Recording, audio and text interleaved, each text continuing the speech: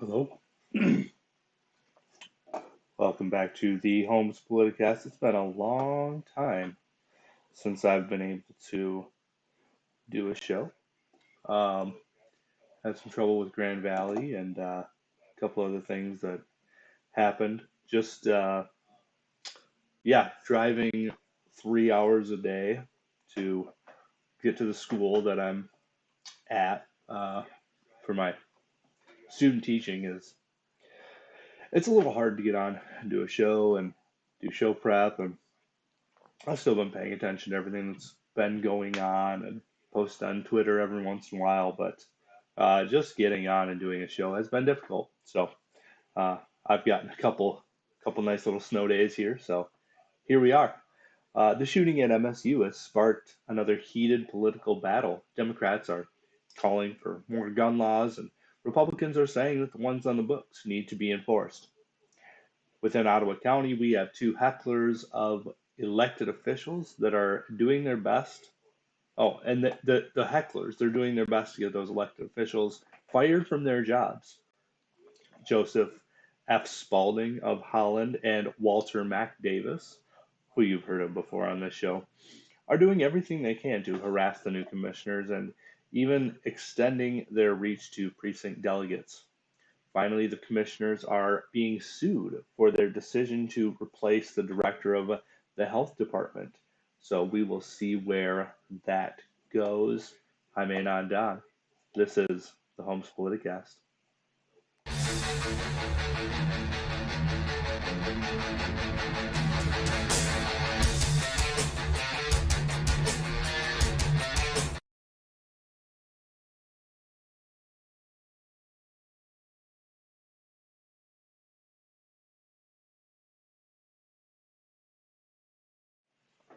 All right.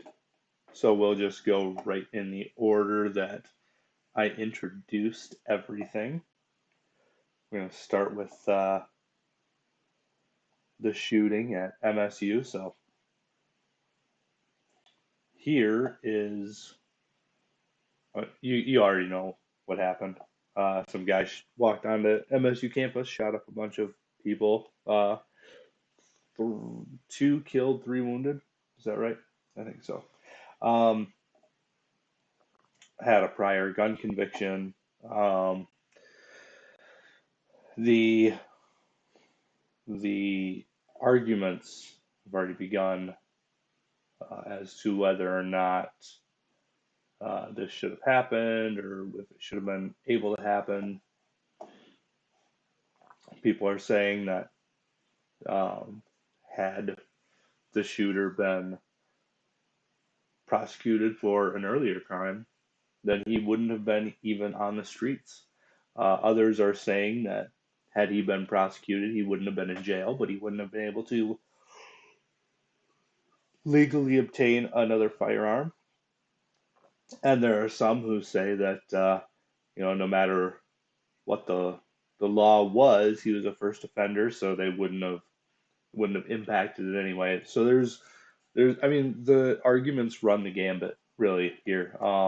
Detroit Free Press reports that the MSU shooting suspect Anthony McRae previously pled guilty to a gun-related charge. So he was caught with a gun uh, in his pocket and a loaded magazine. That was in 2019. Um, the prosecutor, let me find the name here. Let's see.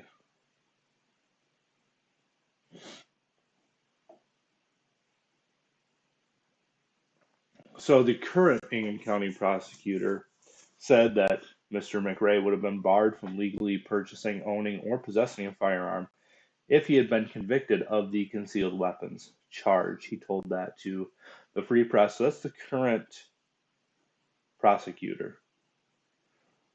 I feel like he maybe has a little bit of credibility at least. So that's one opinion, is he wouldn't have been able to get a concealed weapons, or he wouldn't have been able to purchase a firearm if he had been convicted of that. Now, MLive goes the other way. They say that this wasn't preventable. So let's see. Carol Simone was the county prosecutor in Ingham County when Mr. McRae was first arrested. Now she allowed the defendant to plead to a lesser charge. So it wasn't a felony, it was a misdemeanor. And that allowed Mr. McRae to be able to purchase a firearm legally. So the argument here is, well, would the laws on the books have stopped this shooting, or do we need new laws? And maybe it's neither. Maybe it's both, but well, I guess it couldn't be both. Those are diametrically opposed. But maybe neither one is correct. Maybe we can put all the gun control legislation we want in place and people will still find a way to kill each other. It's quite possible. And I think human history shows us that that is true. There's only been guns for a short time in human history, and yet man has found a way to kill each other just the same. Um, Now, the the other side is that, well, if we had just enforced the laws on the books, this never would have happened, and we would have been totally fine, and we don't need any new gun laws. Well, maybe, but as somebody that has had a felony before and pled to a misdemeanor, um, I think there's something to be said maybe for allowing criminals that are on their first charge to plead to something lesser. Uh, Now, I got mine because I was still in my teens when I got my felony, and it was resisting and obstructing. I ran away from a cop, so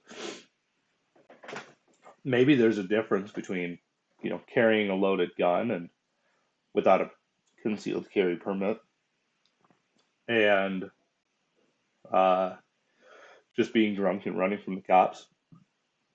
I don't know. I don't think there's that much difference. I think maybe our concealed carry laws are a problem. So where I'm at is just open carry. Everybody should be able to carry, and we are an open carry state. He should have just been carrying it on his hip in a holster, and he'd have been fine. And then he wouldn't have had any gun charges at all. Excuse me. And the shooting at MSU still would have happened. So I think where we land on this is that we live in a world that is filled with evil. Evil men are going to do evil things. They're going to hurt each other. They're going to kill each other. And I guess we can make more laws, but I don't think it will stop very much. All right. So tragic what's happened at MSU. Actually just had a student at Battle Creek killed as well, with gunfire, and it was an 18-year-old senior, and the shooters were a 13-year-old and a 14-year-old boy. And it was during that ice storm last week that we got. He stopped to pick them up, see if they needed a ride, and they tried to rob him and shot him and killed him. I think that's just more evidence that, I don't think it's the guns that are the problem. They could have held a knife to his throat and robbed him just as easily. The people behind the tools are the problem within our society. All right, so we're moving on. Who the heck is Joseph F. Spaulding? Joe Spaulding is he works for Distill Social, which is, let's see.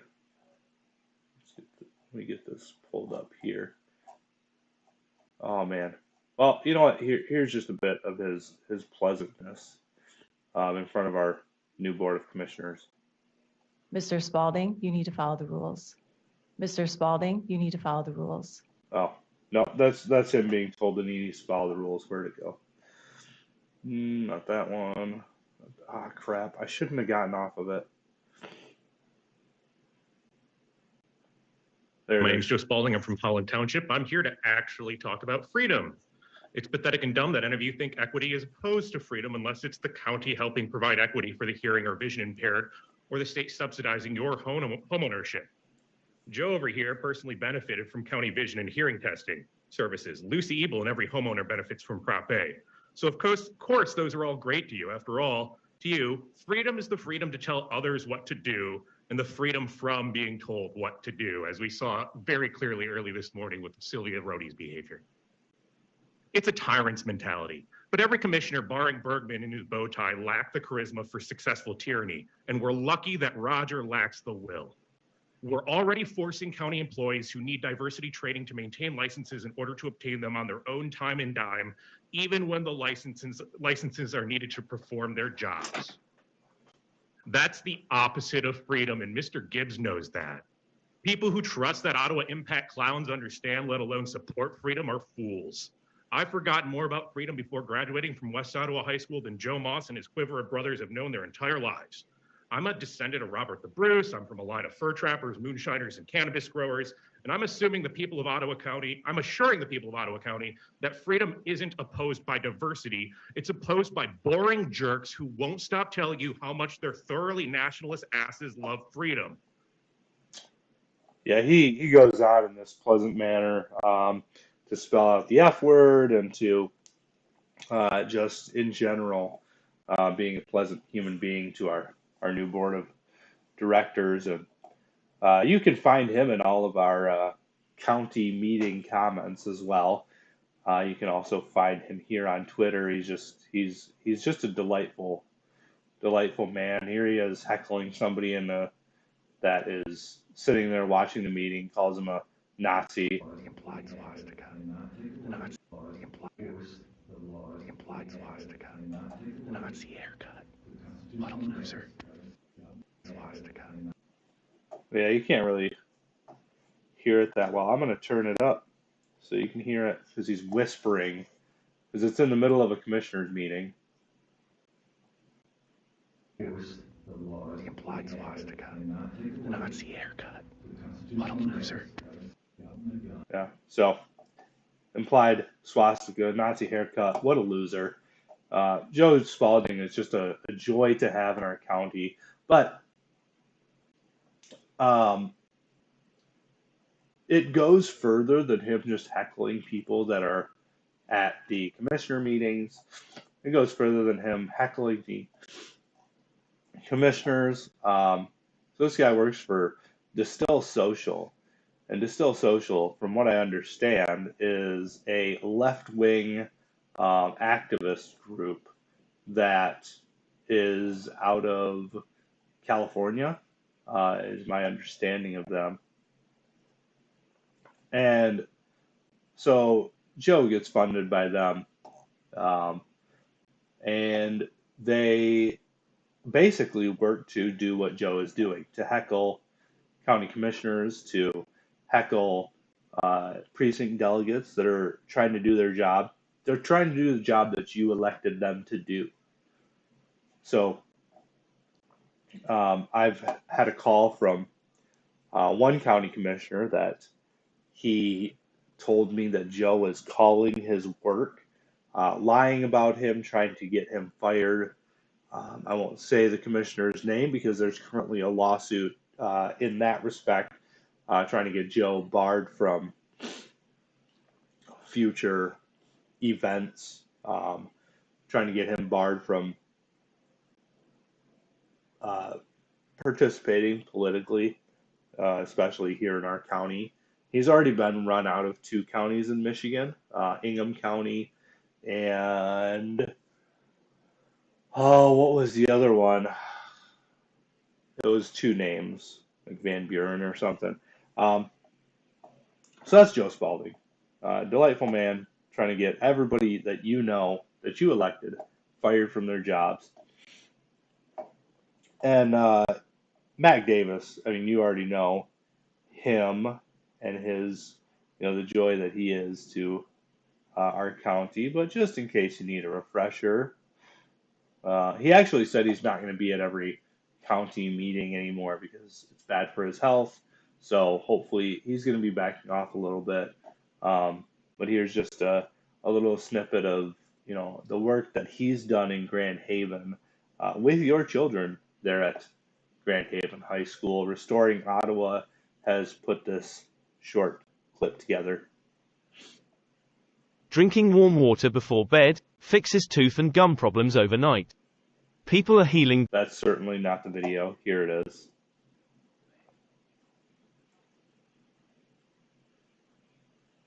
Walter A. Davis worked with students in the GHAPS. I'm happy to say we have the report ready for you today. The green group, by the way, is actually called the Global Renewal of Earth Environment Now. But green works better, I suspect. I'm very proud of the time that I've spent with them at a time when certain right-wing groups are trying to take over our school system, suggesting that our children, and they include people up to 18 in that term, are too weak and frail to learn about anything that might make them feel uncomfortable about race, sexuality, or any other subject. It's very good to know that we have young people, young adults, who are courageous and aren't afraid to know anything. I was always the actor that people wanted to rein in, because they said, you're taking this thing down into dangerous areas, pal. I'll give you a funny story. Can I give you a funny story as part of it? There's one time I was playing a pimp in a very good production played by Marsha Norman called Getting Out. And in fact, he was a strung out drug addict pimp who got to say, among other things, he came in and he was trying to get his former girlfriend to go back on the street for him. And at one point, he threw a bottle of milk at a statue of Jesus that she had on the wall. And he said, "Who's that, your fucking boyfriend?" Which the audience always gasped. But one night, my 2 kids were at the theater. And I was a single parent, so I used to take them. And at intermission, a couple adults came up to them and said, "You shouldn't be here. You shouldn't be watching this play. Does your father know you're here?" And my son, Stephen, who is now a director in New York, he said, "He's the pimp." So that was the unconventional introduction that I gave my children. Yeah, if you want to go on, that video goes on for another 2.5 minutes. He talks about how, sex should be discussed in high schools and how we need to normalize all of the different sexual orientations. So there's that. Those are the two guys that are kind of influencing your county for the most part. Um, Maybe not great to have around. We'll be doing more on Joe Spaulding, particularly since he's trying to get people fired in the county, and there's a lot of things happening there. So yeah, we'll keep you updated on all of that, but look for him at your next Board of Commissioners meeting. Go say hi, and you can talk to him and kind of find out a little bit about what he's all about. So next we're going to be talking about the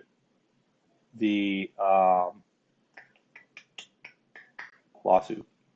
Lawsuit is up next. So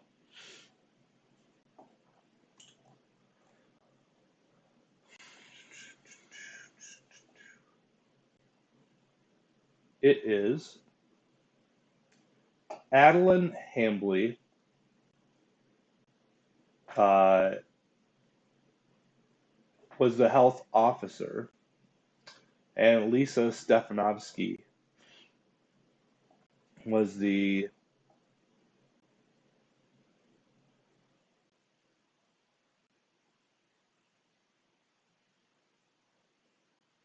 I don't know, they fired people. They got rid of them. Lisa Stefanovsky got demoted. Adeline Hambly, I believe, was just let go. So the Holland Sentinel reports that Hambly just filed her lawsuit on February 10th in Ottawa County's 20th Circuit Court.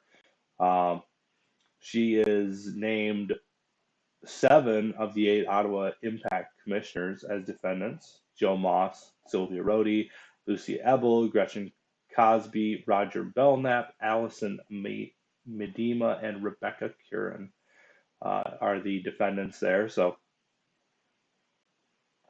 we'll see if that goes anywhere.